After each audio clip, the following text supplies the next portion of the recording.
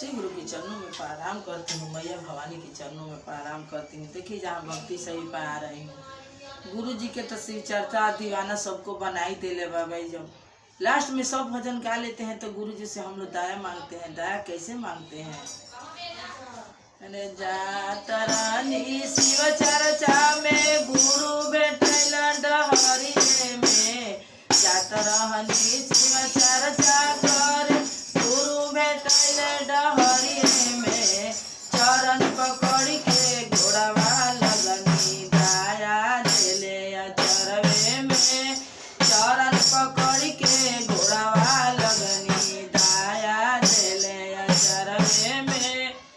अरे कुछु दयावा सासू के दियनी, कुछु दयावा ससुर के।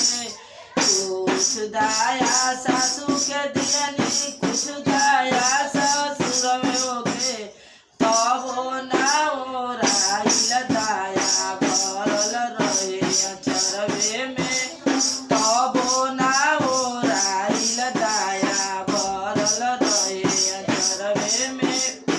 जात रहनी शिव चर्चा में गुरु बैठल डहरिए में। चरण पकड़ के घोड़वा लगनी दाया देले अचरवे में। कुछु दाया बेटा के दियनी, कुछु दाया पतोहियों के। कुछु दाया बेटा के दियनी, कुछु दाया पतोहियों के। तबो ना ओराइल दया भरल रहे अचरवे में।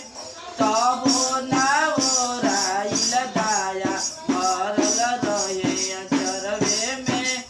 जात रहनी शिव चर्चा कर गुरु बैठल डहरिए में। चरण पकड़ के घोड़वा लगनी दाया देले अचरवे में। चरण पकड़ के घोड़वा लगनी दाया देले अचरवे में। कुछु दाया बेटी के दियनी, कुछु दाया दमदा के। कुछु दाया बेटी के दियनी, कुछु दाया दमदा के। तबो ना ओराइल दया भरल रहे अचरवा में। तबो ना ओराइल दया भरल रहे अचरवा में। अरे कुछु दाया पोती के दियनी, कुछु दाया पोतवो के। कुछु दाया पोती के दियनी, कुछु दाया पोतवो के। तबो ना ओराइल दया भरल रहे अचरवे में।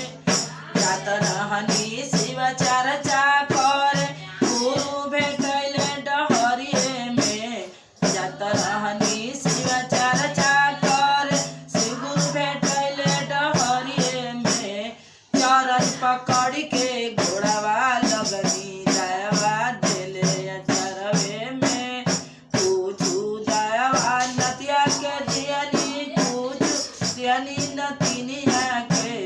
तबो ना ओराइल दया भरल रहे अचरवे में।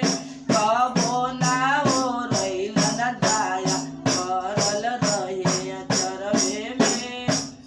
श्री गुरु के चरणों में प्रणाम करती हूँ। हर हर महादेव। मैया भवानी की जय। बोले।